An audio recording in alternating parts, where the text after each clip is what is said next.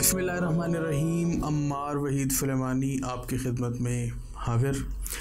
शहद के मुतालिक आपको काफ़ी कुछ तो नहीं, लेकिन बहरहाल कुछ ना कुछ ज़रूर बता चुका हूँ।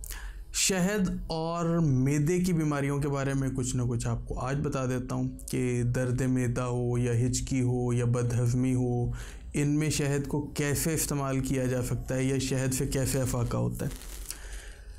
ये तो आप तमाम लोग जानते हैं कि मैदा ही ग़िज़ा को हज़म करता है और उसी हज़म शुदा ग़िज़ा से ही आपका साले खून बनता है और इसी से आपके जिस्म की परवरिश होती है।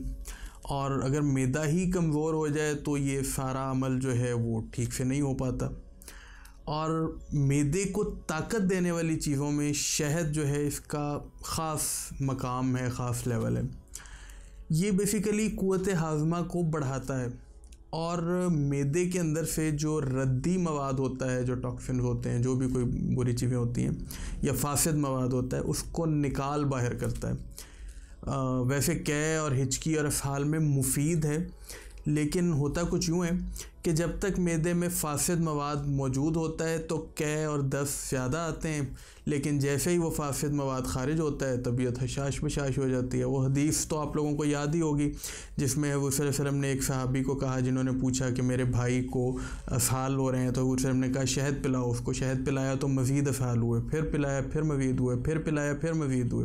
तो वह तीसरी दफ़ा आया तो हुज़ूर सल्लल्लाहु अलैहि वसल्लम ने कहा कि तुम्हारे भाई का पेट छूटा जबकि अल्लाह का फरमान सच्चा है, यानी कि शहद में शिफा है। वो यही हुआ कि जब जैसे रद्दी मवाद ख़ारिज हुए उसके बाद उसको दोबारा शहद पिलाया तो तबीयत ठीक हो गई। कै के बारे में शहद कैसे इस्तेमाल होता है मुख्तसरन बताता हूँ आपको। गलो जो आम होती है उसको खुश्क 10 ग्राम को 250 ml पानी में आप खूब उबालें और 10 ग्राम यानी एक टेबल स्पून जितना शहद मिक्स करके मरीज़ को नीम गर्म करके पिला दें। कै फ़ौरन नहीं तो बहुत जल्द रुक जाती है। और हिचकी लगी हो तो तमाम जिस्म के असाब आपको मालूम ही है कि खिंच जाते हैं हिचकी में, और बल्कि यूँ कहिए कि अगर ज़्यादा देर रहे तो एक मुसीबत सी बन जाती है, समझ नहीं आ पाती बंदे को क्या करें। मोर के परों के चंदे या पैसे, मोर के पर आपको आम पंसारी से मिल जाएंगे, किसी भी पंसारी से, उसको जला के उसकी राख शहद में मिला दें और वो चिटाएँ। अमूमन फ़ौरन हिचकी रुक जाती है और फ़ौरन ना रुके तो कुछ देर में रुक जाती है। ये उनके लिए जिनको हिचकी ज़्यादा देर के लिए कभी लग जाती है। बदहज़मी के लिए तो शहद जो है वो आप यूँ कह लें कि एक नायाब ही तोहफ़ा है। 1 कप ताज़ा पानी को उबाल लें और उसमें 1 चम्मच शहद मिला लें और चाय की तरह गरम दिन में 2 से 3 बार खाने से आध पौन घंटा पहले इस्तेमाल करा लें तो ज़्यादा अच्छी बात है।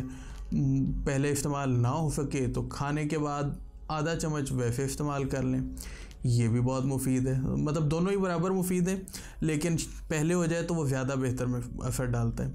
और अगर मैदे में दर्द होता है तो उसके लिए भी शहद इस्तेमाल होता है। फिलफिल दराज यानी कि जो मघा होती है वो 10 ग्राम ले लीजिए और उसको खूब अच्छी तरह से बारीक पीस लें।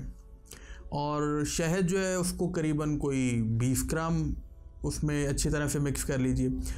आधा चम्मच घंटे 2 के वक्फे से दिन में 2-3 दफ़ा आप इस्तेमाल कराएं तो मैदे के जो दर्द का मरीज़ है उसको अमूमी तौर पे अल्लाह के हुक्म से दर्द से निजात मिल जाती है। और शहद को पानी में मिलाकर पीने से प्यास की शिद्दत में भी अफाका होता है। तो ये वाला खैर आखिरी नुस्खा जो है आप लोगों के लिए गर्मियों में ज़्यादा काम आएगा। अभी तो सर्दियों में इतनी प्यास का शिद्दत का मसला नहीं होता, तो अगर मुमकिन हुआ तो तब दोबारा ये वीडियो लगा के देख लीजिएगा। तो मिलते हैं अगली वीडियो में। आपके फ़ीडबैक जो है वो हमारे लिए बहुत अच्छा असर रखता है और हमें उससे नई चीज़ें सोचने का भी मौका मिलता है। तो उम्मीद है आप लोग अपना फ़ीडबैक ज़रूर देंगे। मिलते हैं अगली वीडियो में। अल्लाह हाफ़िज़।